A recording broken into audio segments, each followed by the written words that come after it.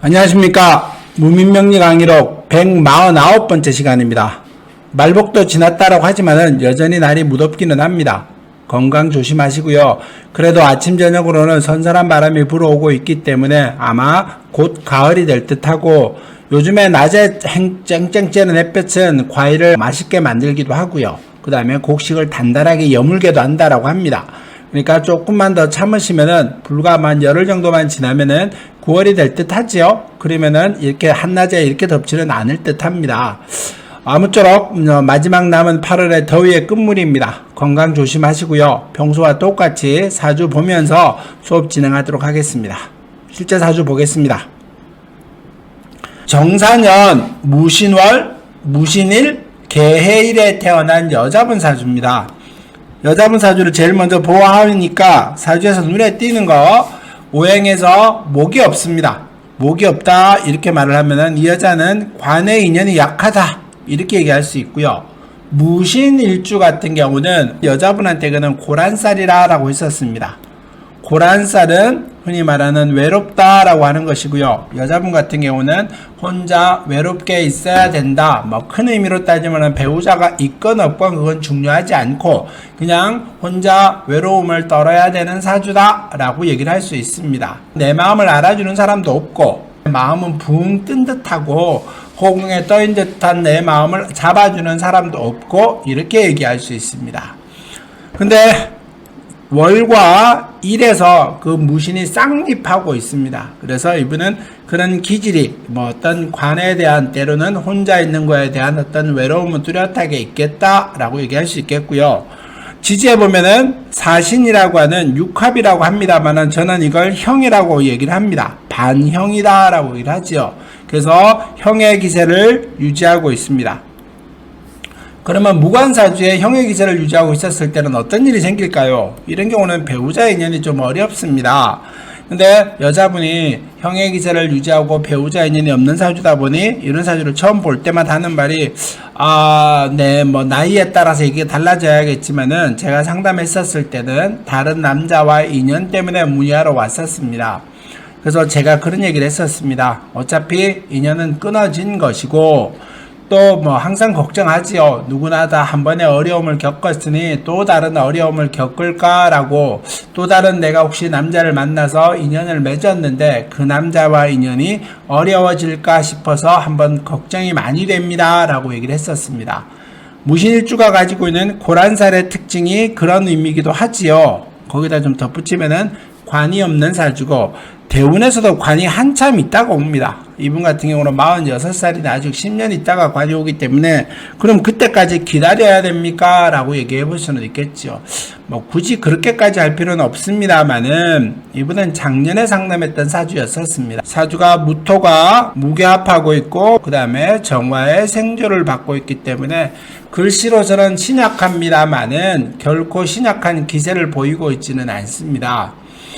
그래서 무슨 일 하십니까? 라고 했더니만 자기는 식당을 합니다 라고 하더라고요. 큰 식당은 아니고 그냥 조그맣게 동네에서 한 10평 홀에서 한 대여섯 개 정도 있는 식당을 하면서 백반집 형태를 하고 있습니다 라고 하더라고요. 그래서 장사는 나름 크게 부자 이런 건 못해도 그냥 운영을 하시면서 내가 나름의 요리 실력도 있고 그래서 잘하고 있는 것 같습니다 라고 얘기를 하더라고요.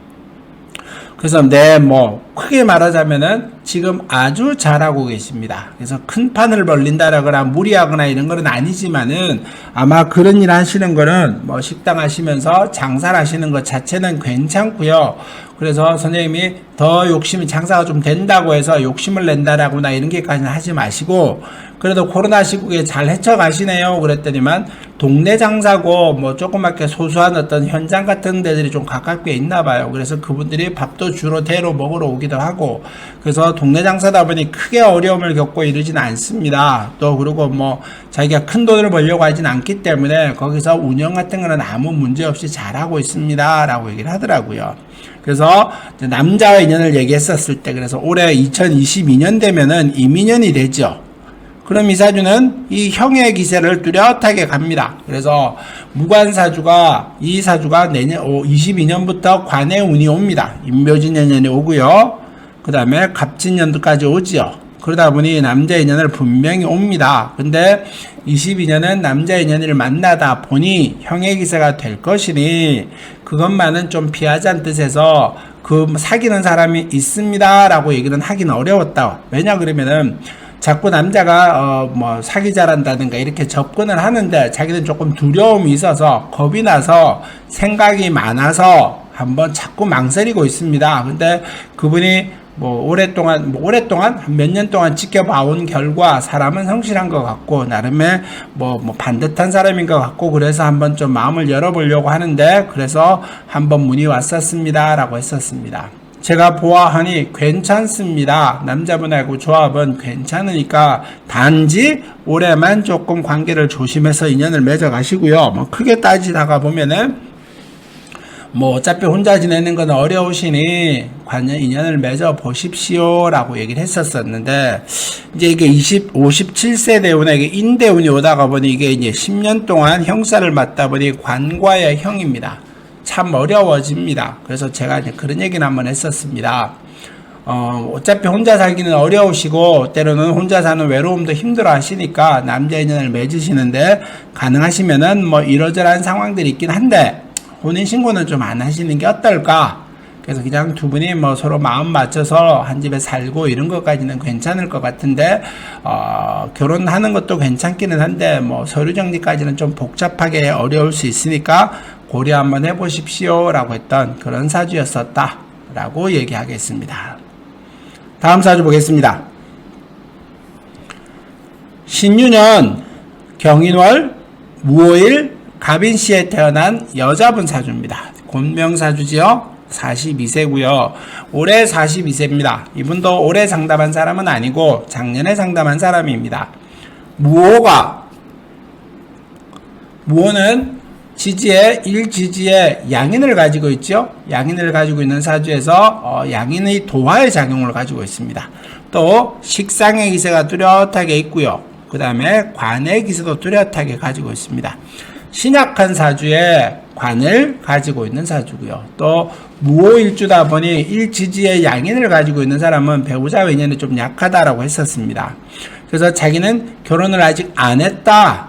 그래서 결혼을 안 했는데 굳이 뭐 제가 그래서 결혼만 안 하셨지요? 라고 해서 웃으면서 얘기를 했더니만 예, 결혼만 안 했습니다 라고 얘기를 하더라고요. 그래서 남자와 인연은 있었는데 뭐 굳이 뭐 연애 느낌으로 살다가 결혼은 안 하고 살았었다 그랬는데, 이제 또 이제 42살이 되다가 보니 현실적으로는 혼자 살기는 어려워서 그래서 결혼도 하고 싶고 자기한테 자꾸 들이대는 사람이 있는데 동갑인 남자분이라고 합니다.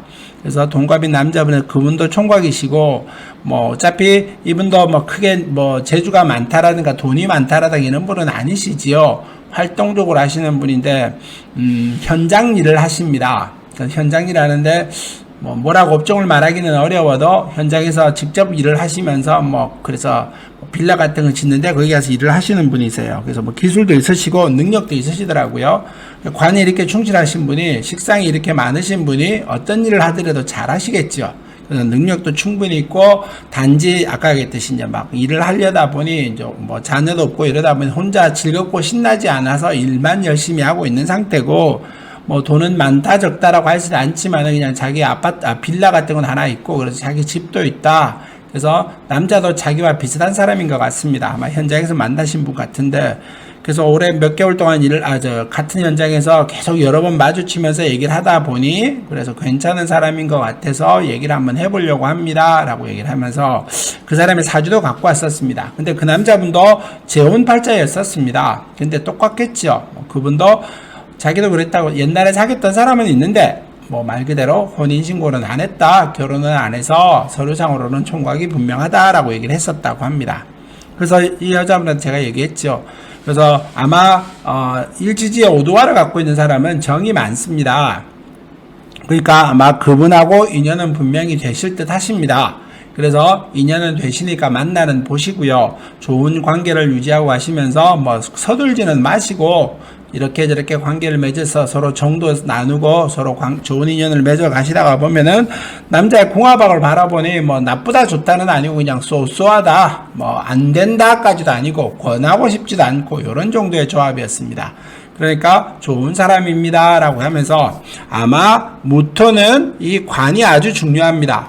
간목의 관을 가지고 있기 때문에 큰 의미로 따지면 자신이 일을 열심히 하는 겁니다. 내가 내 일을 하는 것이고 또 그 일로 인해서 돈을 끌어들이는 겁니다. 식상의 기세가 뚜렷하고 있기 때문에 공돈은 없지만은 내가 일을 함으로 해서 그 일의 대가를 받는 것으로서는 충분하지요. 그래서 무호가 양인 있습니다만은 편관의 기세도 뚜렷하고 있기 때문에 일적으로는 아주 걱정이 없을 만큼 단단하신 분이세요. 단점이라 그러면은 좀 술을 과하게 하십니다. 그래서 자기 술 많이 하시지 않나요? 그랬더니만 뭐 본인이 대놓고 얘기해서 저 술 많이 합니다라고 하더라고요. 그래서 혼자 있다가 보니 아무래도 현장 일도 그렇다가 보니 또 남자분하고 어울리다 보니 아무래도 술을 좀 하십니다라고 하더라고요. 그래서 그것만 줄이시면 될 것 같고요. 그래서 그 남자분이 마음에 드는 거는 자기는 술을 좀 하는데 그분은 술을 안 하시는 건지 절제하는 건지 모르지만은 그래서 술을 안 하면서 자기한테 술 좀 그만하라고 이렇게 얘기를 해서 마음이 끌렸다라고 얘기하더라고요. 그래서 예, 양인이 관을 가지고 있고 관의 기세가 뚜렷하고 올해 임묘진년 내년 내후년까지 관의 기세까지 뚜렷하게 오기 때문에 뭐 괜찮은 조합 같습니다. 인연을 맺어 보십시오 라고 했던 이분도 뭐 굳이 결혼이라고 하는 걸 하셔도 괜찮습니다 정도까지 얘기했었습니다.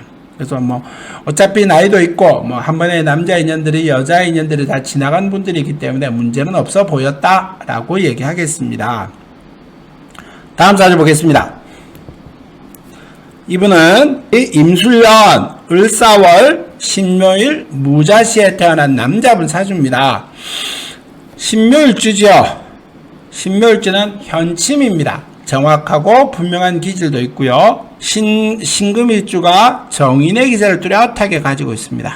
근데 상관의 기세까지도 있죠. 그러다 보니 상관정인은 한 분야의 능력을 갖추고 있는 전문가다라고 했었고요.